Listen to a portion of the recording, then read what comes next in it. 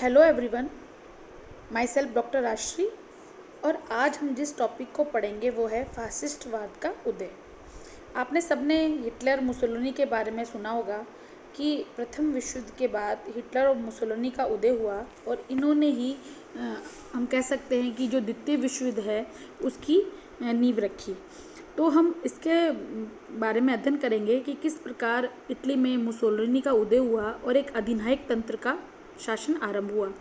उसको जो उसका जो वाद था, हिटलर का जो एक उसका विचार था वो फासिस्टवादी विचार कहलाया और इसी के तहत उसने इटली की गृह नीति और इटली की विदेश नीति का संचालन किया। तो आज हम इस टॉपिक में पढ़ेंगे कि किस प्रकार जो इटली था उसके प्रथम विश्व युद्ध के बाद क्या परिस्थितियाँ रही और इन किस परिस्थितियों में इसका उदय हुआ। तो हम इसके अंदर दो तीन चीज़ें देखेंगे कि एक तो इसमें देखेंगे कि जो उसके उदय के क्या कारण थे और एक देखेंगे कि उसमें फासिस्टवाद के उदय की क्या परिस्थितियाँ थी। इन बात का हम अध्ययन करेंगे। तो पहले हम बात करेंगे फासिस्टवाद के उदय की परिस्थितियाँ। तो हम देखते हैं कि जो विश्व युद्ध 28 जुलाई 1914 को आरंभ हुआ उसमें पहले इटली था वो जर्मनी की तरफ से युद्ध में शामिल हुआ था। लेकिन 1915 में इटली और मित्र राष्ट्रों में, मित्र राष्ट्र कौन थे आपके, इंग्लैंड, फ्रांस, इनके साथ इटली की गुप्त संधि हुई। इसमें इटली को ट्रिस्टे, टाइरोल और अफ्रीका के कुछ उपनिवेश देने का वादा किया और इसी लालच में 23 मई 1915 को इटली मित्र राष्ट्रों की ओर से युद्ध में शामिल हो गया। लेकिन इस युद्ध में उसे भारी हानि उठानी पड़ी क्योंकि इटली की तो औद्योगिक क्षमता बहुत कम थी और उसके पास जो माल आता था वो इंग्लैंड और फ्रांस से ही आता था। अभी लीबिया युद्ध से वह संभल ही नहीं पाया था कि उसको विश्व युद्ध में कूदना पड़ा और इटली युद्ध के लिए तैयार नहीं था। अतः इटली ऑस्ट्रिया के आक्रमण का मुकाबला न कर सका और अक्टूबर 1917 में कैप्रेटो के स्थान पर इटली बुरी तरह पराजित हुआ और उसे बहुत ही अपमानित होना पड़ा। ये हम बात कर रहे हैं प्रथम विश्व युद्ध की। प्रथम विश्व युद्ध में इटली के 6 लाख सैनिक मारे गए और 10 लाख सैनिकों के आसपास घायल हुए। इसमें 12 अरब डॉलर खर्च हुए और 3 अरब डॉलर की संपत्ति नष्ट हो गई। अर्थात ये इतना हर्जाना इटली को भुगतना पड़ा। इसलिए और जब युद्ध समाप्त हुआ तो इटली के सैनिक जब स्वदेश लौटे तो उनका कोई स्वागत नहीं किया। तो अर्थात हम देखते हैं कि प्रथम विश्व युद्ध में इटली को बहुत अधिक मात्रा में हानि उठानी पड़ी थी। अब हम बात करेंगे कि फासिस्ट में उदय की जो परिस्थितियां थी उनकी हम बात कर रहे हैं। तो उसमें देखते हैं कि फिर बाद में जो शांति समझौता हुआ, पेरिस शांति सम्मेलन हुआ, तो इसलिए इससे इटली को बहुत अधिक आशाएं थी। लेकिन इटली में इससे आज बहुत धोखा हुआ क्योंकि लंदन की जो गुप्त संधि हुई थी 1915 में, जिसके द्वारा वह मित्र राष्ट्रों के साथ युद्ध में शामिल हुआ था, वो वादे अब पूरे नहीं किए गए। अमेरिका के राष्ट्रपति विल्सन का जो आदर्शवाद था, इसके अलावा सर्बिया की राष्ट्रवादी आकांक्षाएं और भूमध्य सागर में इटली के प्रभुत्व को स्वीकार करने में ब्रिटेन और फ्रांस की अनिच्छा, इसके कारण इटली को पूर्णतया निराश होना पड़ा। उसको आशा थी युद्ध के बाद कि उसको अफ्रीका में एक बहुत बड़ा साम्राज्य मिलेगा, लेकिन ऐसा नहीं हुआ। उसको बहुत ही कम क्षेत्र वहाँ मिल पाए।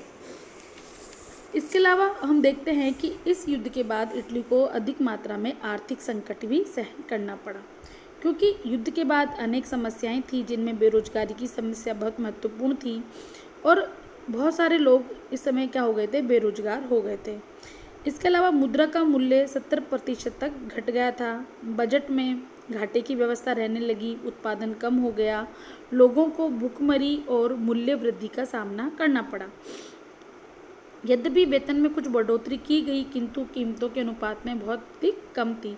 इस प्रकार हम देखते हैं कि इटली में एक घोर आर्थिक संकट का सामना देखना पड़ा इटली को युद्ध के बाद और इसी स्थिति में वहाँ साम्यवादियों का प्रभाव बढ़ने लगा और साम्यवादियों के प्रोत्साहन से जगह जगह हड़तालें होने लगी और इसके अतिरिक्त साम्यवादियों ने फैक्ट्रियों और औद्योगिक संस्थाओं पर अधिकार करना आरंभ कर दिया। अब हम बात करते हैं राजनीतिक संकट की। इटली की राजनीतिक स्थिति भी अच्छी नहीं थी। इटली कभी भी प्रजातांत्रिक राज्य नहीं रहा था और ऐसी कोई वहाँ प्रथा भी नहीं थी। किंतु सदियों से गुलाम रहने वाला इटली प्रजातांत्रिक प्रणाली को संभाल नहीं पाया, क्योंकि पहले राजतंत्र था, 1870 में प्रजातंत्र स्थापित हुआ, लेकिन वापस से वहाँ राजतंत्र की स्थापना हो गई। 23 जून 1919 से 19 अक्टूबर 1922 तक इटली में 6 सरकारें बनी। सभी मंत्रिमंडल धोखाधड़ी से काम चला रहे थे और इससे इटली पर इसका बहुत अधिक बुरा प्रभाव पड़ा, क्योंकि जो नौकरशाही थी वो सरकार के नियंत्रण में थी और वो पूर्णतः क्या थी, भ्रष्ट थी। पूंजीपतियों का सरकार पर पूरा प्रभाव था। अतः मध्यम और गरीब वर्ग की जनता निराश और क्या थी, असंतुष्ट हो गई थी। नवंबर 1920 में इटली को यूगोस्लाविया के साथ रेपेलो की संधि करनी पड़ी और इस संधि के द्वारा इटली को अपने सभी दावे समाप्त करने पड़े। उसको यह भी स्वीकार करना पड़ा कि फ्यूम को स्वतंत्र नगर घोषित कर दिया जाए। अर्थात जो रेपेलो की संधि थी जो इटली ने यूगोस्लाविया से की, वो उसका एक राष्ट्रीय अपमान था। अतः अब जो इटली के लोग थे वो क्या करने लगे, सरकार का विरोध करने लगे। इटली में लूटपाट होने लगी, कानून तोड़ने वालों के विरुद्ध कोई कार्रवाई नहीं की जा सकी और किसानों ने भूमि कर देना बंद कर दिया। कारखानों पर मजदूर अपना प्रभाव जमा रहे थे और इन सब कारणों से, इन परिस्थितियों में क्या हुआ, फासिस्टवाद का उदय हुआ। अब हम अगला जो पॉइंट देखेंगे, ये तो सब क्या थी, परिस्थितियाँ थी कि किस प्रकार इटली में फासिस्टवाद का उदय हुआ, कि क्या आर्थिक संकट था, प्रजातांत्रिक सरकारें ढंग से काम नहीं कर पा रही थी और इसके अलावा क्या था, जो शांति सम्मेलन हुआ था उसमें इटली को बहुत महत्वपूर्ण फायदा नहीं हो पाया था। इन परिस्थितियों में फासिस्टवाद का उदय हुआ। अब हम देखेंगे कि फासिस्टवाद के उदय के क्या कारण थे। सबसे पहला कारण हम देखते हैं वो था जनता का असंतोष। मैं आपको पहले भी बता चुकी हूँ कि लंदन की गुप्त संधि के द्वारा इटली को जो प्रदेश देने की बात कही गई थी वो पेरिस शांति सम्मेलन में उसको नहीं मिल पाए। और इसके अलावा फ्यूम, जो रेपेलो की संधि के द्वारा फ्यूम को स्वतंत्र नगर घोषित कर दिया गया, इससे तो इटली का असंतोष और अधिक मात्रा में बढ़ गया। जनता को लगा कि जो इस सरकार की जो कमज़ोर स्थिति थी है, इसीलिए उसका अपमान हुआ है। फासिस्ट दल ने जनता में ये प्रचार करना आरंभ कर दिया कि सरकार की अयोग्यता के कारण हमें फ्यूम नगर को छोड़ना पड़ा और इसी कारण जो युद्ध में भाग लेने वाले सैनिक थे वो अधिक से अधिक मात्रा में फासिस्ट दल में सम्मिलित होते चले गए और इससे फासिस्ट दल की शक्ति में क्या हो गया, उसकी शक्ति बढ़ गई, उसके दल में वृद्धि हो गई और जनता की जो सरकार थी, जनतंत्र जो सरकार थी वो क्या ही बदनाम हो गई और इस प्रकार तानाशाही का वातावरण बनने लग गया। दूसरा जो महत्वपूर्ण जो कारण आता है फासिस्ट दल के उदय का, वो है आर्थिक असंतोष। विश्व युद्ध के बाद मैंने आपको कहा कि विश्व युद्ध के कारण और विश्व युद्ध के बाद इटली में अपार जनधन की हानि हुई, उसको बहुत सारा युद्ध सामग्री पर व्यय करना पड़ा था और अब क्या हुआ था, अब उद्योग धंधे अव्यवस्थित हो गए थे, बेरोजगारी बढ़ गई थी, मुद्रा का मूल्य गिरने लगा था और दूसरी तरफ विदेशी राज्यों ने अनेक व्यापारिक प्रतिबंध लगा दिए थे और इसीलिए व्यापार वाणिज्य भी बढ़ नहीं पा रहा था। इन सभी कठिनाइयों में इटली को ये लग रहा था कि हो सकता है कि युद्ध के बाद उसे कुछ फ़ायदा मिले, लेकिन जो युद्ध के बाद पेरिस शांति सम्मेलन हुआ उसमें उसके कोई फ़ायदा नहीं मिला। इसलिए वहाँ धीरे धीरे जनता में फासिस्ट दल के प्रति क्या हो गया, विचारों का मेल खाने लग गए। अगला जो आता है वह है राष्ट्रीयता पर आघात। प्रथम विश्व युद्ध के बाद इटली को राष्ट्रीय अपमान सहना पड़ा क्योंकि जो उनकी राष्ट्रीय आकांक्षाएं पूर्ण नहीं हो पाई थी। एक विशाल औपनिवेशिक साम्राज्य जो दूसरे देशों ने खड़ा किया था वो इटली को नहीं बना पाया था और अंतर्राष्ट्रीय जगत में इटली को सम्मानजनक स्थान नहीं मिला था। फासिस्ट दल के नेता मुसोलिनी ने इटली वालों को ये प्रचार किया कि भाई जो राष्ट्रीय अपमान हुआ है उसको अपमान को बदला करके वो अंतर्राष्ट्रीय सम्मान दिलाएंगे और इस प्रकार वो लोग राष्ट्रीयता का प्रचार करने लगे। अगला जो पॉइंट है वो है हीगल के सिद्धांतों का प्रचार। हीगल का जन्म जर्मनी में हुआ था और वो बहुत उग्र विचार वाला व्यक्ति था। उसका ये मानना था कि राज्य है वो ईश्वर का रूप है और वो कभी गलत नहीं कर सकता। ये किसका मानना था? हीगल का। हीगल का ये भी मानना था कि नागरिक और राज्यों के अधिकारों में कभी संघर्ष हो ही नहीं सकता क्योंकि नागरिकों के वे ही अधिकार हैं जो उन्हें राज्य प्रदान करता है। नागरिक राज्य के आदर्शों का पालन करके ही उन्नति कर सकता है। हीगल के इन सिद्धांतों का जेंटिल तथा प्रोजोलिन नामक दो विद्वान, जो इटली के प्रमुख विद्वान थे, वो इटली में इसका प्रचार कर रहे थे। और हीगल के सिद्धांत और फासिस्ट दल में भी विचारों में भी काफ़ी समानता थी, और इस कारण इस विचारधारा को और अधिक क्या मिला, और अधिक बल मिला। अगला जो पॉइंट आता है आपका फासिस्टवाद के उदय के कारण, वो है साम्यवाद का प्रभाव। इटली में असंतोष और निराशा का वातावरण छाया हुआ था। ऐसे वातावरण में मार्क्सवाद और संघवाद के उदय से किसानों और मजदूरों में उग्र राष्ट्रीयता की भावना का उदय हुआ, और अब इटली में भी क्या हुआ, साम्यवाद जोर पकड़ने लगा। जगह जगह हड़तालें होने लगी, तोड़फोड़ की घटनाएं होने लगी, और अनेक समाजवादी दल स्थापित होने लगे। दुकानदार सरकार से इसलिए नाराज थे कि समाजवादी सरकार मूल्य निश्चित नहीं कर रही थी और कर बढ़ा रही थी। जमींदारों को कृषक संघों से तथा भूमि के वितरण से अनेक आशंकाएं थी, उन्हें अनेक खतरा महसूस हो रहा था।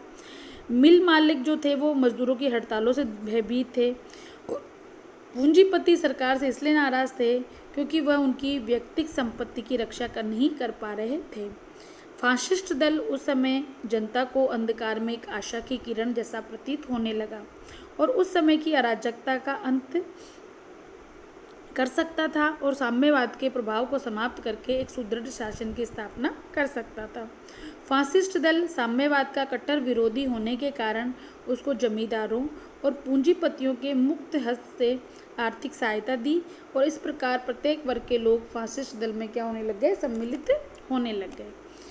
एक महत्वपूर्ण कारण जो फासिस्ट दल के उदय में महत्वपूर्ण भूमिका निभाता है, वो है राजनीतिक दलों की आपसी फूट। इटली में अनेक राजनीतिक दल थे, और आनुपातिक निर्वाचन प्रणाली के कारण प्राय प्रत्येक दल के प्रतिनिधि लोकसभा में पहुंच जाते थे, किंतु किसी भी दल को क्या स्पष्ट बहुमत नहीं प्राप्त होता था कि वह स्वतंत्र रूप से अपना मंत्रिमंडल बना सके। अतः वहाँ मिले जुले दलों का मंत्रिमंडल बनाया जाता था। मंत्रिमंडल के सदस्य देश की समस्याओं के संबंध में विचार न करके केवल जोड़ तोड़ की राजनीति अपनाकर किसी तरह सत्ता अपने हाथों में रखने का प्रयास करते थे। सत्ता हथियाने के प्रयासों में वे आपस में लड़ा करते थे। इन राजनीतिक दलों की पारस्परिक फूट के कारण वे संयुक्त रूप से उग्रवादियों का विरोध नहीं कर सकते थे। एक जो महत्वपूर्ण कारण आता है वह सरकार की अकर्मण्यता, अर्थात सरकार ढंग से काम नहीं कर पा रही थी। ये जो सरकार थी वो निष्क्रिय होकर बैठी थी, मतलब इस समय जो परिस्थितियां बन रही थी उन परिस्थितियों को इन्होंने सुधार करने का कोई तरीका नहीं अपनाया। जैसे 1920 तक मजदूरों ने 100 कारखानों पर अधिकार कर लिया और वे स्वयं चलाने लगे। इस प्रकार समाजवादियों का प्रभाव बढ़ गया। 1921 में जियालिटी ने प्रधानमंत्री पद से त्यागपत्र दे दिया, और उसके बाद जो भी मंत्रिमंडल बने उनमें साम्यवादियों और फासिस्टवादियों का संघर्ष बढ़ गया। सरकार ने इस बढ़ते हुए संघर्ष को रोकने का काफ़ी प्रयास नहीं किया। इससे संबंधित अपराधियों को दंडित करने का प्रयास भी नहीं किया। इससे फासिस्ट दल को शक्ति संपन्न होने का अवसर मिल गया।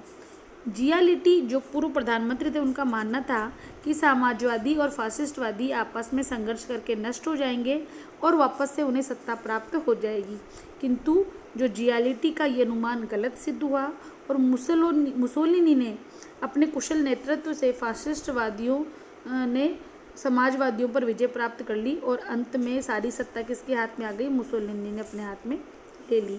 इस प्रकार हम देखते हैं कि इन सब कारणों के मिले जुले प्रभाव से फासिस्ट दल निरंतर प्रगति करता रहा, और इस फासिस्ट दल का जन्मदाता कौन था, मुसोलिनी।